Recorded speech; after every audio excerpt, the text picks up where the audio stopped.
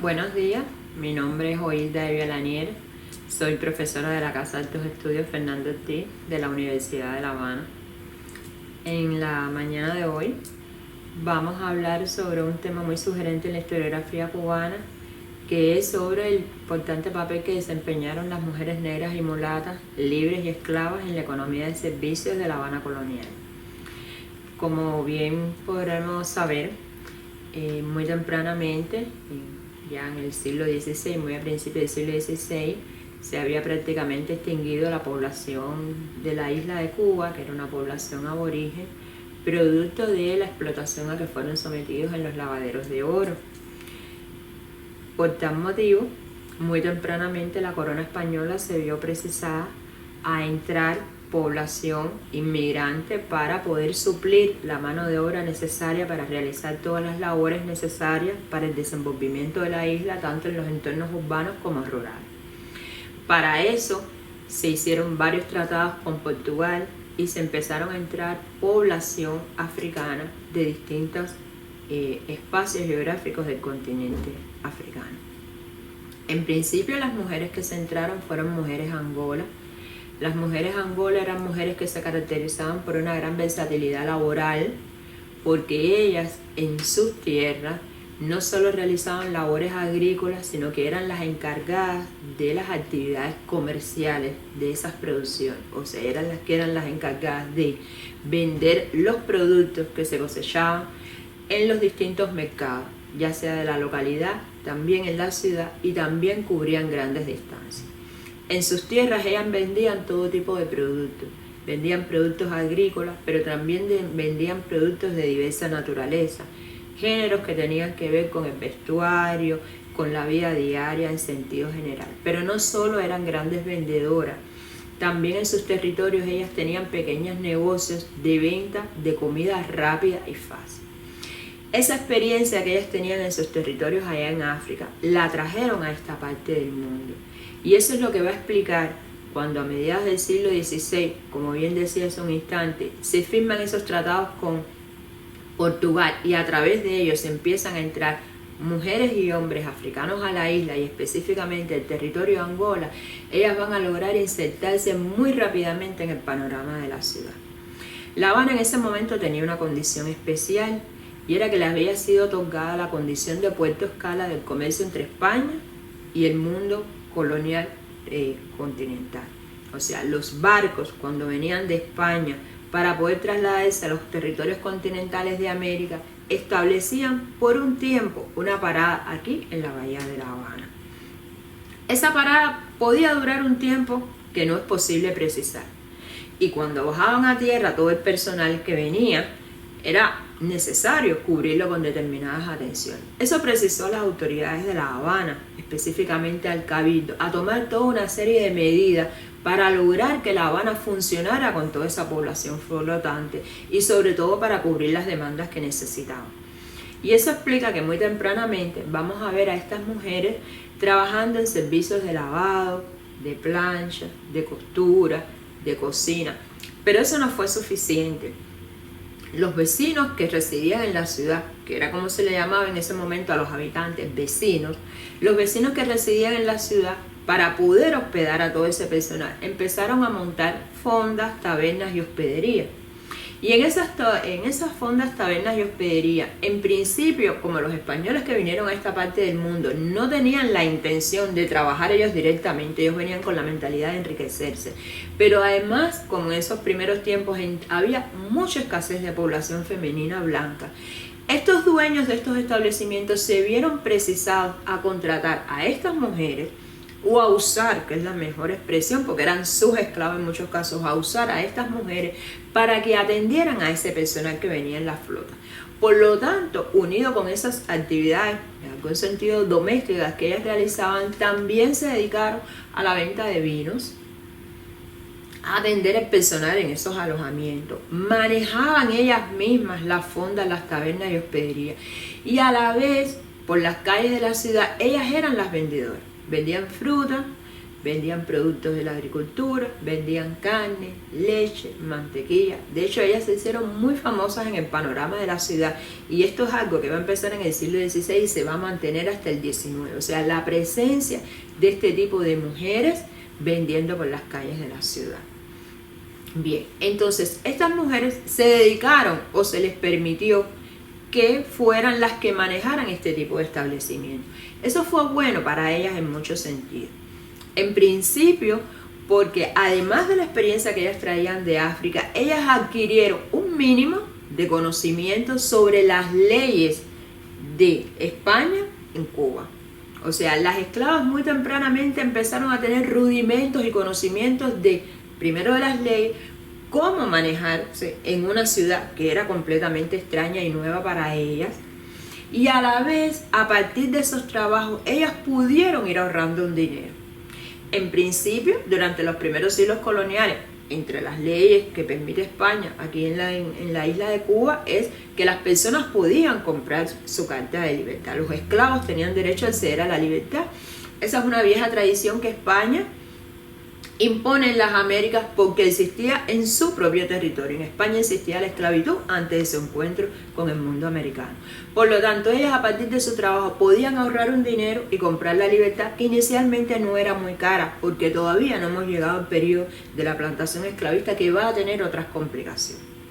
Entonces, a partir de estas actividades, ellas reunían su dinero y compraban su libertad. Una vez que ellas compraban su libertad, aquellas que podían, porque por supuesto todo el mundo no pudo comprar la libertad, cuando compraban la libertad se convertían en mujeres ahorradas, o sea, negras ahorradas, que viene de la palabra ahorro.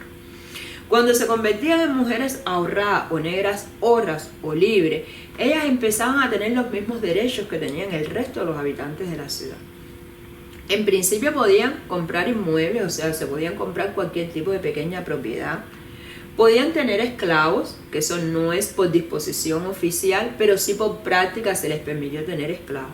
Podían redactar testamentos, podían pertenecer a distintos tipos de organizaciones que existían en la ciudad. En fin, tenían una serie de posibilidades que ellas muy bien supieron aprovechar. Porque ellas lo que hicieron una vez que se convertían en mujeres horras, aprovechando la experiencia que traían de África y que también adquirieron en esta parte del mundo, ellas mismas se dedicaron a establecer sus propios negocios. Entonces ellas montaban fondas, montaban tabernas, montaban hospederías, vendían vinos por las calles y también en estos lugares. Compraban lo que se llamaban en aquella época solares yermos, que eran pequeños pedazos de territorio, y levantaban algunas de sus propias casas. Adquirían esclavos, que hacían con esos esclavos más o menos lo que había sucedido con ellas mismas. O sea, esos esclavos los ponían a trabajar a cambio de un jornal, que era un tipo de esclavo que se llamaba esclavo jornalero. O sea, ese esclavo trabaja para su amo, le entrega al final de la semana o del mes, según convenien entre los dos, una parte del dinero que gana, que se llama jornal, y el resto se lo queda el esclavo para sí mismo. Entonces, este tipo de esclavos jornaleros, que hay grandes mitos alrededor de ellos, porque se considera que fueron los que dentro de los entornos urbanos tuvieron mayores posibilidades de desenvolverse y de ganar dinero, como efectivamente fue. Eso no quiere decir que esclavitud, fin al cabo, tuvieran su cuota de sufrimiento, pero ciertamente fueron los que más posibilidades tuvieron dentro de los entornos urbanos.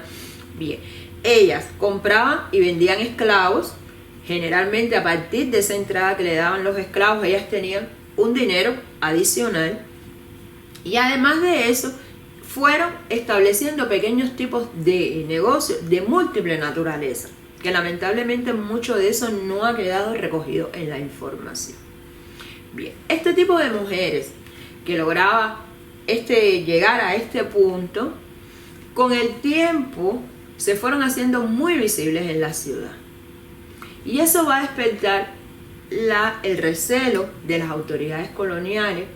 No olvidemos que estamos en una sociedad esclavista, patriarcal y racista en mucha naturaleza, y sobre todo el hecho de que sean mujeres las que vayan ganando visibilidad social va a ser algo que va a despertar el temor en los cabildos.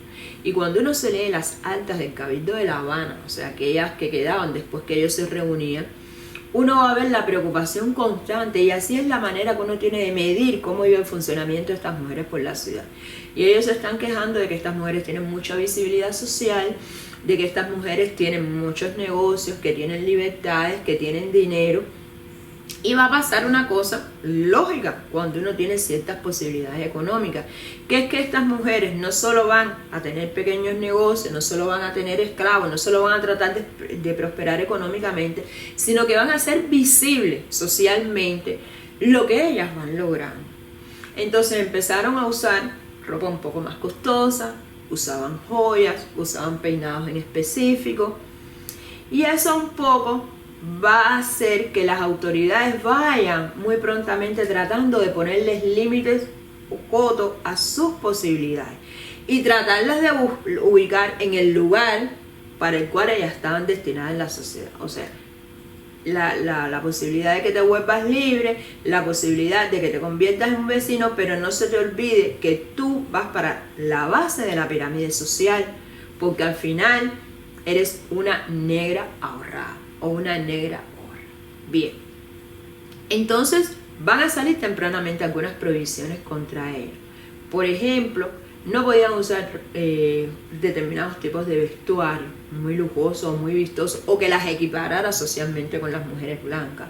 No podían usar muchos tipos de joyas, solamente se les permitía ponerse algo muy pequeño, muy discreto y con un adorno que era solo para este tipo de mujeres, que no solo eran para las que se ahorraban, sino también hay una distinción especial para las que se casaban con hombres blancos.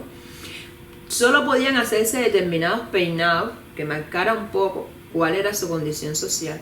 Cuando iban a las iglesias, porque una cosa como que bien interesante en este periodo es que muy tempranamente muchas de estas mujeres van a acogerse al santoral católico, o sea, muchas de ellas se van a acoger al catolicismo. No se les, había lugares específicos en los cuales podían sentarse dentro de las iglesias, que nunca eran los mismos espacios que las personas blancas. Ahora bien, eso no va como que un poco a funcionar muy bien, porque una cosa siempre va a ser el espíritu de la ley y otra lo que va a suceder en la práctica. Y estamos hablando de un mundo donde va a haber muchas transgresiones. De hecho, las autoridades del Cabildo van a estar constantemente llamando la atención sobre estos aspectos, y a través de un tipo de ordenanza que se llamaban los bandos de buen gobierno y policía, que se emitían un poco para organizar la vida en la ciudad. Cuando usted ve que se hace sucesivamente un llamado en estos bandos, es algo que se está transgrediendo, es algo que se está incumpliendo y que tenemos que volver a decir, bueno, este es el límite. Que quiero destacar que este tipo de desenvolvimiento económico y visibilidad social no es algo que solo va a pasar en La Habana o en Cuba en sentido general. Va a ser algo que también las otras ciudades portuarias coloniales también van a experimentar. Hay otros investigadores que han hablado de este mismo tipo de mujeres en Cartagena de India, por ejemplo, en Colombia, o en Salvador de Bahía, en Brasil. Bien, paralelamente a estas mujeres, que generalmente van a ser como una minoría dentro del panorama social, van a estar las mujeres esclavas. Que las mujeres esclavas sí, muy pocas, van a lograr un poco como que trascender la condición esta o de esclavitud, o muchas de ellas cuando lograban ahorrar el suficiente dinero para ahorrarse, había muchas que no podían tener estas mismas posibilidades. Con lo cual quiero un poco destacar que dentro de una ciudad cualquiera ni dentro del mundo de la esclavitud hay experiencias homogéneas, como a veces se cree. Las mujeres fuimos diferentes en un momento determinado, con distintas experiencias de vida, y estas mujeres van a ir ocupando dentro de la base de la pirámide de la sociedad, que es la que estaba destinada a los esclavos y a los libres de color, que era como se llamaba en la época, van a ir ocupando distintos escalones. Van a haber mujeres que van a tener mejores posibilidades económicas, van a haber mujeres que nunca van a lograr salir de la esclavitud, y van a haber mujeres que van a quedar en la más extrema pobreza.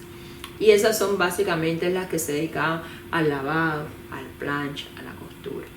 Bien, pero no solo este tipo de medidas. Las autoridades coloniales también van un poco a poner ímpetu van a poner control a sus ímpetus económicos. Y entonces van a estar diciendo en un documento lapidario para esta época, porque vas a mantenerse en la tradición. O sea, después van a haber pequeños cambios de nombre, etcétera, pero las ordenanzas de Cáceres, el espíritu que animó las ordenanzas de Cáceres, se va a mantener en las próximas legislaciones que va a ir emitiendo la metrópoli en sentido general y las autoridades locales en sentido particular. Decían que estas mujeres, por ejemplo, en las ordenanzas de Cáceres, también de mediados del siglo XVI, decía que las mujeres que se dedicaban al lavado, a la plancha y la costura para hacer este tipo de actividades tenían, si eran esclavas, tenían que estar bajo el control de su amo, su pretexto o utilizando el pretexto de que cuando las flotas desembarcaban, la ropa que le daban a lavar, las cosas que le daban a guardar, a coser, a planchar, ellas se las quedaban. Decían que las que establecían pequeños negocios tenían que solicitar licencia del cabildo y en fin una serie de regulaciones que hay algo muy importante en esas regulaciones. De una parte son regulaciones que le están tratando de ponerle un límite a sus actividades económicas, son regulaciones que están tratando de establecer un control porque generalmente este tipo de actividades generaban ingresos. Y si usted no las declara, o sea, si usted no solicita licencia o si usted no está bajo control de su amo, esos ingresos que generan esas actividades, la corona no se entera y sabemos que la corona vivía de los impuestos que generaba su mundo colonial en parte. Y de otra parte, lo más negativo que van a tener este tipo de disposiciones eran las razones que argumentan para tratar de ponerle control. Que esas argumentaciones que van a utilizar, que son generalmente muy peyorativas con respecto a mujeres y hombres de origen africano, van a contribuir a la construcción de estereotipos y de prejuicios con respecto a las personas negras. En parte algo que habíamos heredado de la corona, porque como bien ya mencioné, en España existía la esclavitud antes de llegar al mundo americano, pero también que se fue construyendo en la práctica cotidiana. Y esa manera de pensar, de concebir y de actuar con respecto a las personas negras nos va a lastrar, no solo mientras duraron estas sociedades coloniales, sino también en la sociedad post-emancipatoria. Se van a conservar muchos de estos prejuicios, muchas de estas maneras de pensar con respecto a que las personas negras son vagas, que no les gusta el trabajo, que son contrarias a la constitución de una familia, que son lascivias, en fin, toda una serie de estereotipos, valga la redundancia, que se construyen, que en última instancia contradicen la práctica cotidiana, porque mujeres y hombres africanos eran los que por lo menos en La Habana dominaban desde el punto de vista de las actividades estas de necesidad diaria, eran las que dominaban el panorama de la ciudad. Los hombres también de alguna manera. Lo que pasa es que en los primeros siglos coloniales las que más van a ser visibles son las mujeres. Hay historiadores que hablan de que ya para mediados del siglo XVIII van a ser los hombres los que un poco van a ir logrando un poquito más de preponderancia. Los hombres también, los había esclavos y los había libres. Y realizaban múltiples actividades que se van a ir incrementando en la medida que la ciudad se va desarrollando. En principio trabajaban muchos en los cinturones agrícolas que existían en la ciudad, alrededor de la ciudad, que eran los que abastecían a la ciudad de las mercancías de consumo diario. Ellos no solo trabajaban en esas estancias, sino también eran los encargados de trasladar como carreteros esas mercancías a la ciudad y en muchos casos junto con las mujeres o vendían por las calles de la ciudad. Y después ya en el siglo XIX, cuando se establecen los 4 mercados, en el caso de La Habana, ellos son los también vendedores en esos mercados de la ciudad. Los hombres realizaron múltiples actividades, eran los caleceros, en muchos casos eran cocineros, eran criados dentro de las casas, eran los que transportaban el agua por la ciudad, los famosos aguadores, eran los panaderos, eran los herreros, en fin, cumplían una amplia gama de trabajos y al igual que las mujeres, algunos tuvieron la posibilidad de ahorrarse y se convertían entonces en negros horros e incursionar en distintos tipos de pequeños negocios también, que más se enfilaron o más se enrumbaron también con cierta tradición que en ese sentido traían de África, se enrumbaron a ser plateros, joyeros, dentistas, sastres, peluqueros, barberos, fletobonianos, que era un tipo de persona en aquel momento que es lo más similar a que conocemos hoy como los dentistas. En fin, los hombres, y es por eso que ellos van a adquirir una mayor preponderancia económica, porque mientras las mujeres quedaron un poco más limitadas al ámbito doméstico, los hombres sí tuvieron negocios que tenían más visibilidad social. No es que para ellos no haya límite, pero las barreras que se construyen a partir del sexo, o sea, el lugar que la mujer tiene que tener dentro de la sociedad, que es como dentro del hogar y encargada de la familia, esa barrera no la tiene el hombre. El hombre siempre puede salir a la calle a trabajar, y siempre que sale a la calle siempre hay un mundo de posibilidades para ellos más amplio. O sea, los hombres de forma general se desempeñaban en muchos oficios a los cuales no tenían acceso las mujeres. Esto va a ir un poco cambiando, sobre todo para el siglo XVIII. Para el siglo XVIII, las sociedades en sentido general van a estar precisadas o van a enfrentar varios tipos de situaciones que van a ser, vamos a decir, van a ser cambiantes o van a definir mucho el panorama mundial. Primero vamos a tener a la Revolución Haitiana. Pero antes de la Revolución Haitiana, La Habana va a sufrir o va a atravesar por la experiencia de lo que se llama la toma de La Habana por los ingleses en el año 1763. La toma de La Habana por los ingleses, que viene dado por un conflicto que existía entre las potencias europeas, básicamente entre España, Inglaterra y Francia. Inglaterra, que siempre, al igual que Francia, que siempre habían añorado un poco La Habana y Cuba en sentido general por su maravillosa posición geográfica. Cuba, la perla de las Antillas, Cuba, la llave del Golfo, Cuba, antemural de las Indias Occidentales, o sea, por la posición estratégica en el medio de las Américas. Inglaterra, a partir de un conflicto que va a existir entre estas tres naciones, se va a establecer en La Habana. Y cuando se va a establecer por un tiempo en La Habana, las cosas van a cambiar, porque Inglaterra va a levantar todas las restricciones comerciales que España le tenía puestas a la isla de Cuba y a La Habana en sentido particular. Y eso va a hacer que el conjunto de la sociedad, cada quien en su escala, experimente una serie de oportunidades y cambios, que cuando se acaba este conflicto entre las potencias europeas y a España le es restituida La Habana, pero ya la mentalidad de la población habanera es totalmente diferente y en sentido general de la isla de Cuba. Y España se va a ver precisada a hacer una serie de concesiones viejas ya en los intelectuales de la isla y sobre todo en las élites económicas, viejas ansias que tenía. España un poco, vamos a decir, como va a ceder un poco la mano, va a aflojar. Y entre esas cosas o entre esas concesiones que le va a permitir va a ser la famosa entrada libre de grandes cantidades de población africana.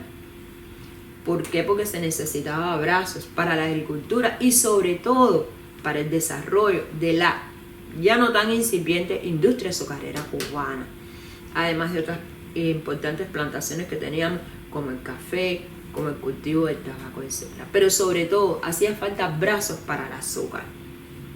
Y además de eso, una serie de libertades comerciales, unido a eso también una serie de posibilidades desde el punto de vista político-social, a partir de una figura muy destacada en aquella época que se llamaba Francisco Arango Ibarreño. Y todos esos cambios se van a implementar. Pero a la vez se van a implementar cambios que tienen que ver con el funcionamiento de la ciudad y de la isla en sentido general. Aires modernizadores a partir de las personas que están gobernando en España, aires modernizadores bien al mundo americano en general. Lo que se ha dado en llamar la reforma de los Borbones, que van a abarcar todos los campos de la vida en el mundo colonial en general y en La Habana o en Cuba en sentido específico.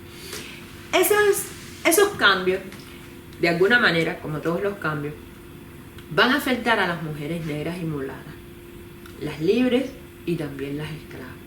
En principio las va a afectar porque se van a tomar una serie de medidas para modernizar la ciudad, que si bien en apariencia no están dirigidas exactamente a ella, porque el espíritu de la ley no los dice, pero en la práctica sí las va a afectar.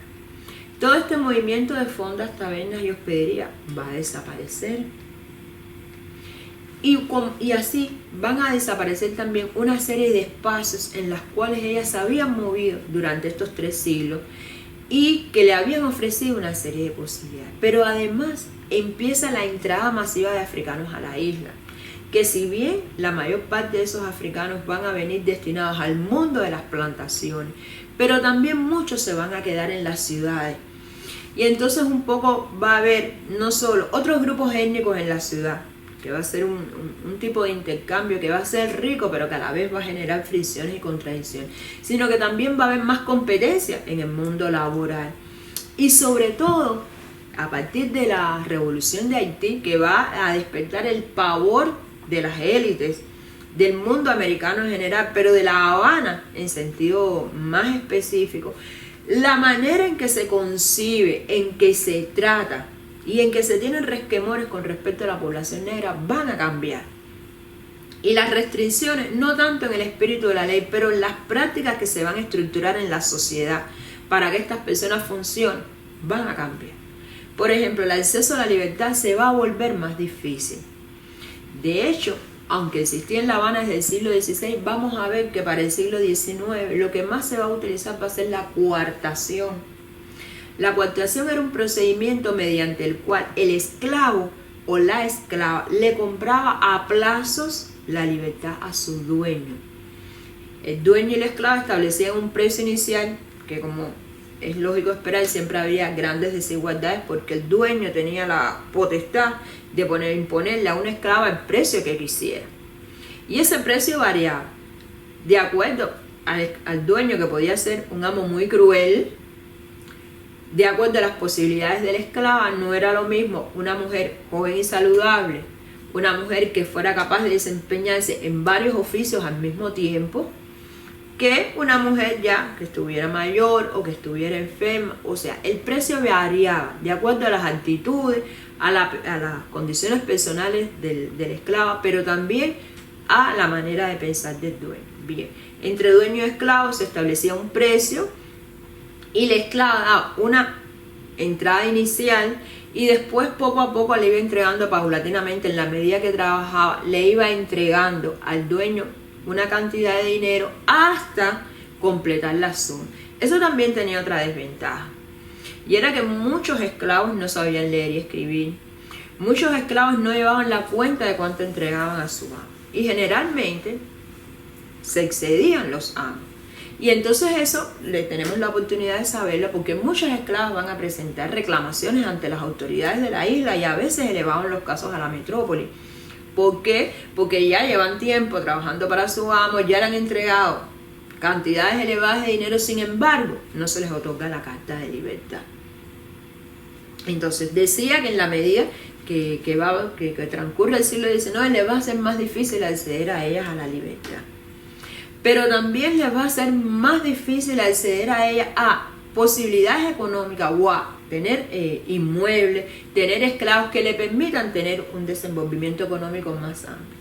Cuando uno revisa las cifras estadísticas, por ejemplo, y cualquier otro tipo de documentación para establecer comparaciones, nos damos cuenta que ya para el siglo XIX la mayor parte de las negras y mulatas de la isla vivían en condiciones de extrema pobreza, en barrios de muy difícil convivencia, en habitaciones, en ciudadelas y solares, que era un tipo de construcción para personas muy pobres. Tenían que vivir ellas ahí con sus familias. Y también las actividades económicas más importantes en las que se va a desempeñar las grandes mayorías va a ser el lavado, la plancha, la costura o el servicio doméstico en casas de personas blancas o personas de determinada posición económica, que van a ser oficios que no le van a brindar posibilidades para poder ahorrar y salir de esa condición.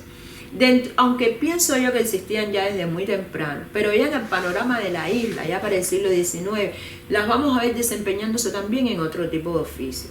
Ellas eran las amas de leche, que son muy famosas en el mundo americano en general y también aquí en España. Ellas eran las amas de leche, ellas eran las crianderas, o sea, las que después se encargaban de criar a los niños mientras transcurrían sus primeros años de vida. Ellas van a ser las maestras de amigas, fundamentalmente las mujeres libres. Las maestras amigas van a ser maestras, generalmente mujeres mayores, muy pobres, que tenían un conocimiento rudimentario de las primeras letras del alfabeto, de algo de escritura, de religión cristiana, y van a establecer en las calles donde vivían pequeñas escuelitas donde ellas impartían clases a niños pobres, generalmente o casi en la mayor parte de los casos a niños pobres negros y niñas también. Habían escuelitas generalmente, aunque la educación en aquel momento era separada para niñas y niños, pero como las niñas y niños negros no tenían acceso a la educación pública y mucho menos a la privada, van a adquirir estos rudimentos en estos lugares, en estas escuelas de amigas que también se van a hacer muy famosas. Y ya mediado avanzado del siglo XIX van a haber algunas que van a tener la posibilidad de estudiar y convertirse en maestras de primeras letras, que era como se denominaba en aquella época. También van a ser muy famosas las parteras. Las parteras traían en muchos sentidos sus conocimientos de África, donde sabemos que en esta parte relacionada con la mujer y con su cuerpo, ellas eran las que estaban encargadas en sus pueblos y en sus tribus, sobre todo las mujeres que eran muy mayores, que eran las que acumulaban una gran experiencia, que luego transmitían a otras mujeres. Esa experiencia que traían de sus pueblos también la utilizaron aquí en La Habana. Y vamos a ver muy prontamente que las mujeres van a ser las parteras y que gozaban de una gran popularidad, porque ellas atendían a personas de cualquier escala social. Contra las parteras o comadronas y contra las maestras o amigas, las autoridades y sobre todo las élites van a centrar su discurso, porque ellos habían tenido la oportunidad de que, si redondeamos un poco el panorama en el cual estas mujeres estaban presentes, las mujeres negras y mulatas estaban presentes en la vida de todos los hogares cubanos, desde el nacimiento y hasta la muerte, ya fuera como criadas, ya fuera lavando, planchando, costura. Ellas también eran las encargadas del cuidado personal de los enfermos, ya sea como maestra, ya sea como partera, en fin, como se decía en la época, ellas inundaban con sus costumbres, con sus tradiciones, con sus saberes culturales los hogares cubanos de todas las clases sociales.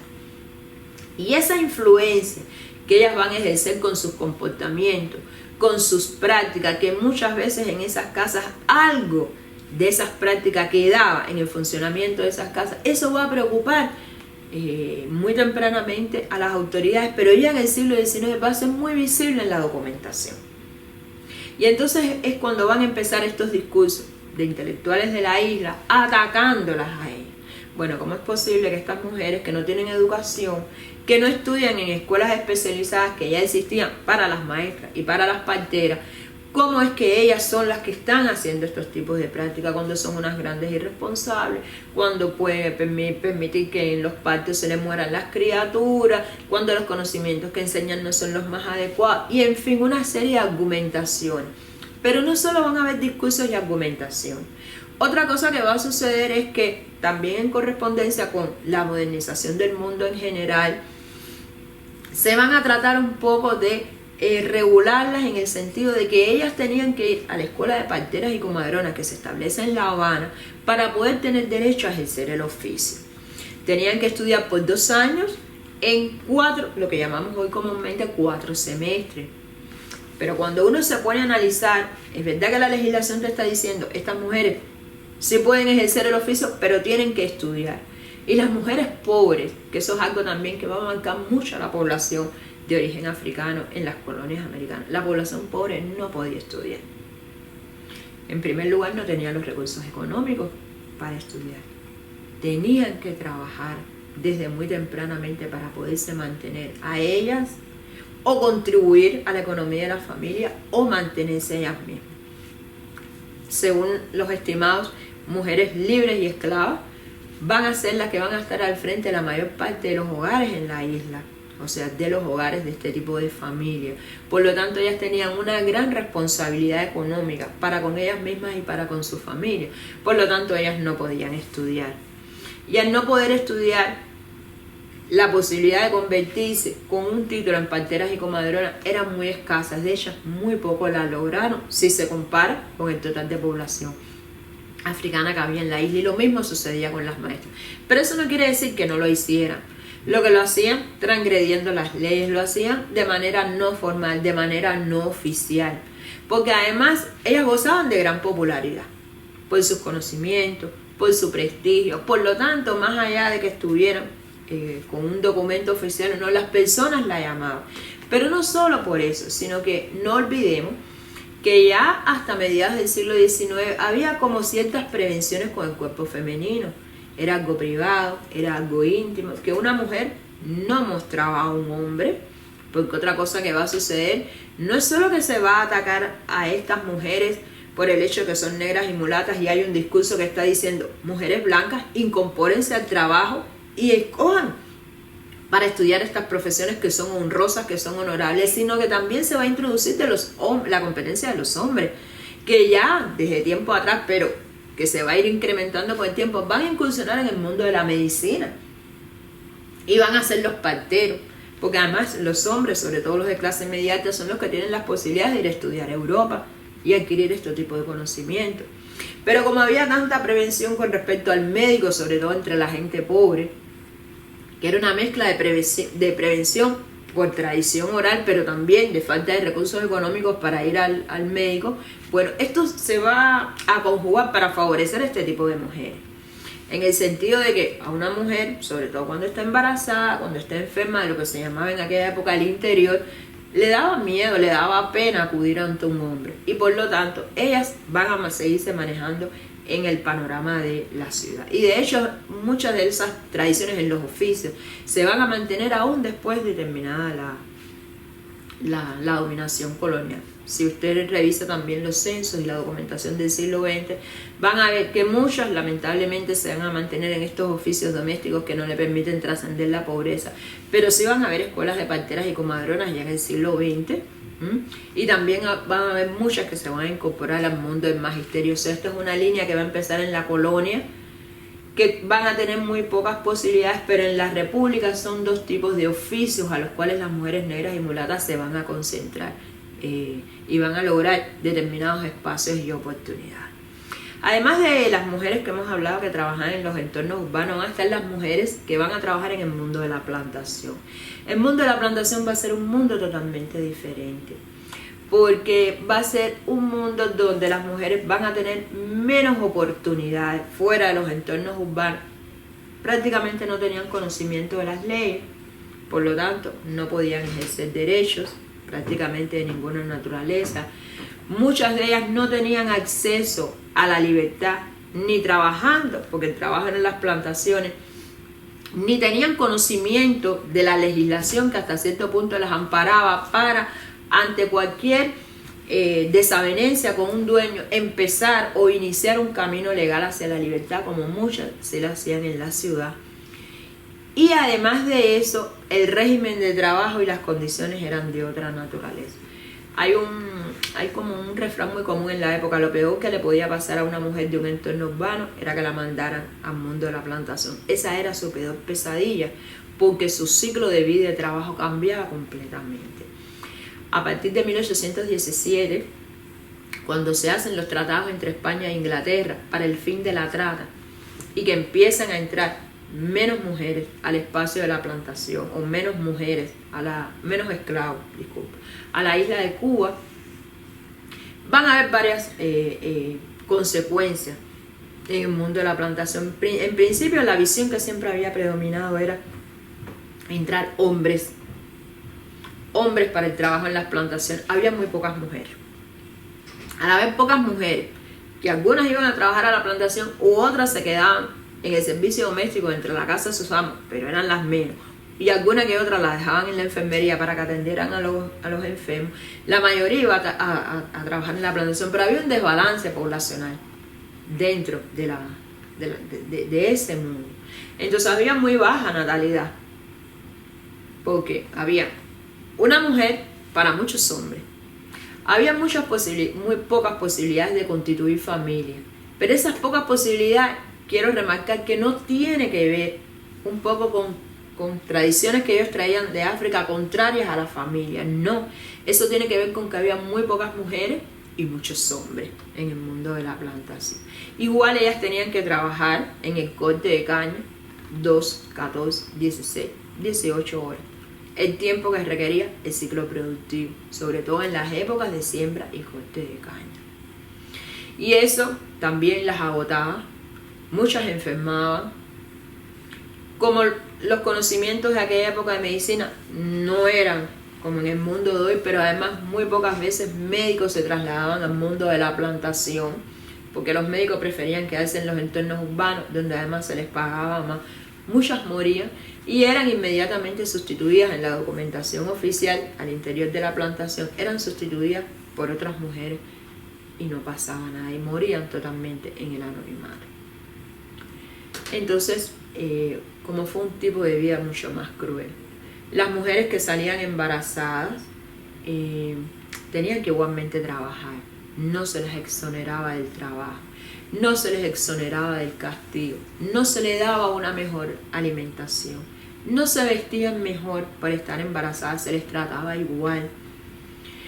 Muchas perdían a sus criaturas durante el embarazo, sobre todo aquellas que eran azotadas. Muchas eran violadas por sus amos. Y las que lograban sobrevivir, ellas y sus criaturas, los primeros días sí te dejaban con la criatura, pero después tenías que incorporarte al trabajo. Muchas morían en la enfermería durante la labor del parto, por las malas condiciones higiénicas que había en la enfermería, porque muchas veces no eran asistidas por un médico, y mujeres que hacían embarazos en condiciones tan difíciles generalmente tenían complicaciones. Y a muchos se les morían las criaturas de una enfermedad que se llamaba en aquella época el mal del recién nacido o el mal de los 7 días, que tiene que ver con la forma en que se cortaba, se curaba y después se cuidaba el cordón umbilical.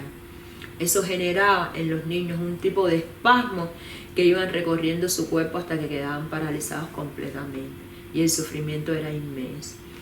Eso va a explicar un poco algo que generalmente o en muchas ocasiones hemos oído hablar, que tiene que ver por qué muchas esclavas se practicaban métodos para no tener hijos. Las africanas y los africanos tuvieron grandes conocimientos médicos que también traían de sus tierras de origen. El clima de África, sobre todo el África occidental y de Cuba, eran similares en condiciones de calor. Por lo tanto, había muchas plantas que eran similares, muchas plantas que fueron traídas en los intercambios, en los viajes de ida y venida a África, pero también ellos se dedicaron a conocer la flora y fauna de la isla. Y en los distintos espacios geográficos, porque en todos no se utilizaron igual, ellos utilizaron las plantas para distintos fines, con fines curativos, pero también las mujeres las utilizaban para practicarse aborto, porque no querían traer hijos al mundo que sufrieran lo mismo que ellas sufrieron, o no querían traer hijos al mundo que ellas después veían morir muy tempranamente, o no querían traer hijos al mundo que después veían cómo sus amos impunemente los vendían y nunca más los volvían a encontrar. Entonces, estas mujeres, por esas razones, muchas veces se practicaban abortos, por eso muchas se suicidaban. Al espacio de la plantación, muchos esclavos se suicidaban porque no soportaban el rigor. Y también muchas se cimarroneaban, o sea, cuando los hombres en determinados lugares, aunque las condiciones geográficas lo permitían, huían a los montes, muchas veces hubo mujeres que también huían a los montes con ellos. Algunos tuvieron la suerte de poder sobrevivir, otros eran perseguidos por una figura muy cruel que se desarrolló en el mundo de la plantación del siglo XIX, que eran los rancheadores, que eran personas especializadas y que traían perros especiales y se dedicaban, previo pago de los hacendados de la isla, se dedicaban a perseguir a los esclavos por las cuevas de los distintos lugares donde ellos se escondían. Pero las mujeres tuvieron participación en este tipo de eventos también, en estas muestras de rebeldía.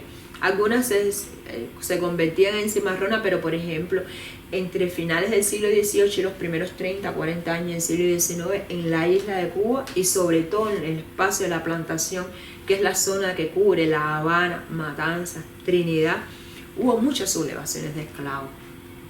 Y las mujeres estuvieron presentes en las sublevaciones de esclavos, no solo acompañando a sus compañeros, sino que ellas también estaban conscientes de que querían acabar con la explotación tan tremenda que estaban siendo sometidas en esos espacios. Eso pasó en el ámbito rural, pero también en el ámbito urbano. Las mujeres tuvieron, más allá de ciertas posibilidades económicas o cierta visibilidad social, las mujeres también un poco estuvieron presentes en estas actividades o en estos distintos movimientos que se generó para concatenar al campo y a la ciudad para poder planificar estos levantamientos de esclavos. Lamentablemente no hay mucha documentación sobre mujeres, pero hay dos grandes movimientos, sobre todo en La Habana, matanzas en el siglo XIX, que es la conspiración de Aponte en 1812 y la conspiración de la Escalera en 1844. Y hay indicios en la documentación de la época de que las mujeres tuvieron presencia.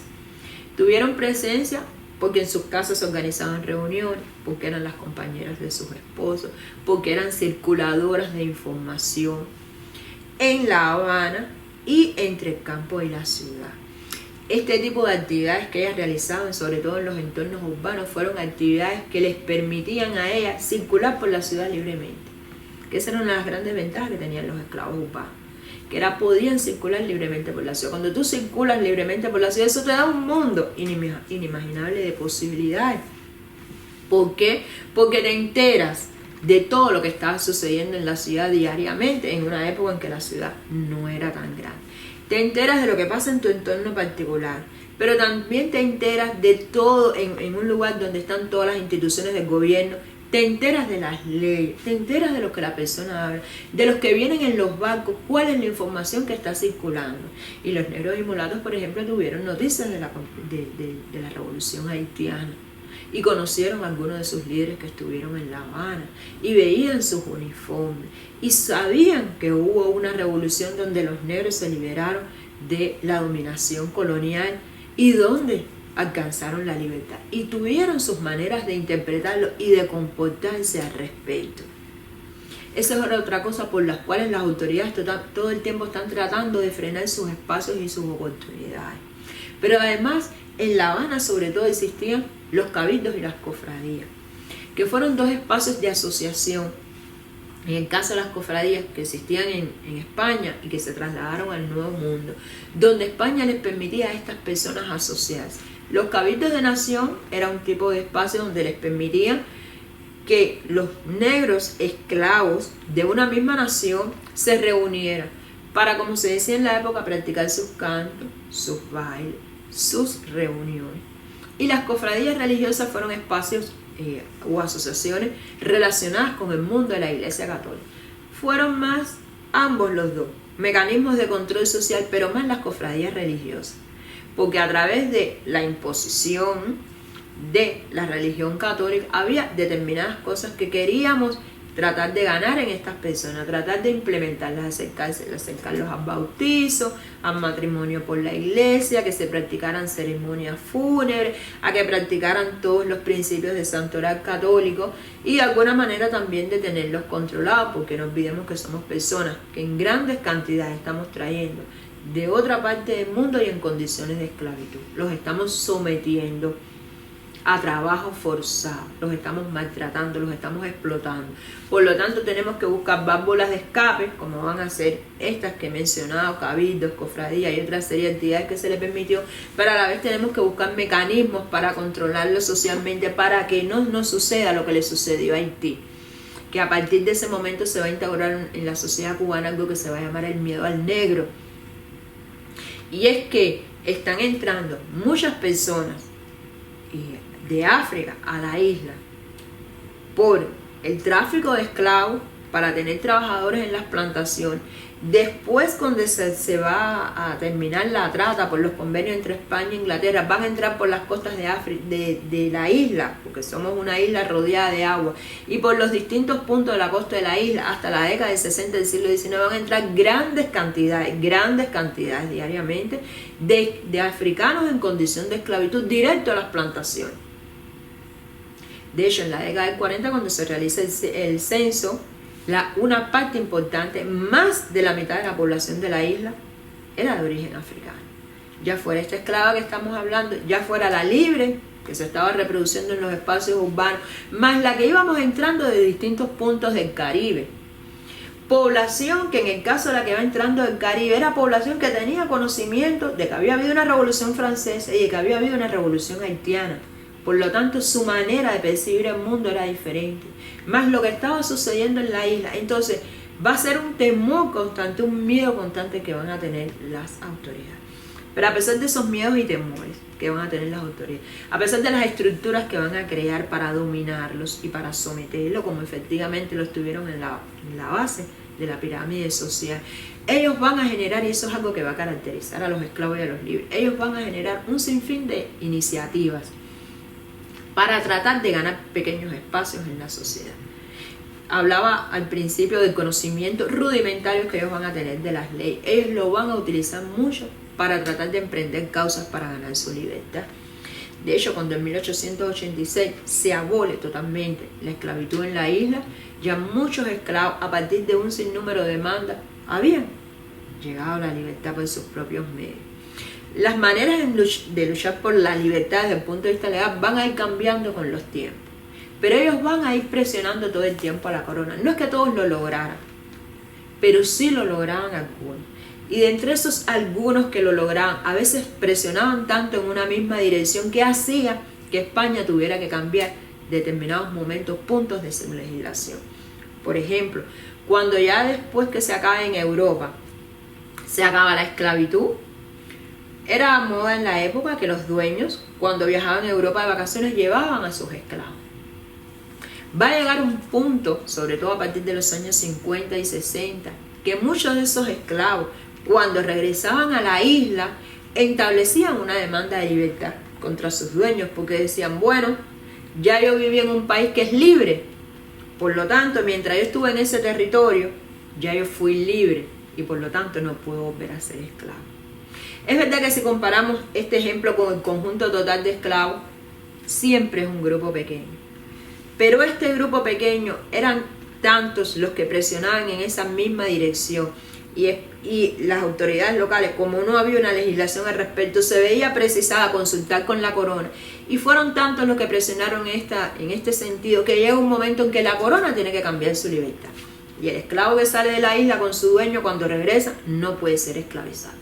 Y si presionan por esta vía, y si van presionando por muchas otras más como fueron haciendo, cuando uno viene a ver, hay un grupo grande que fue capaz de presionar.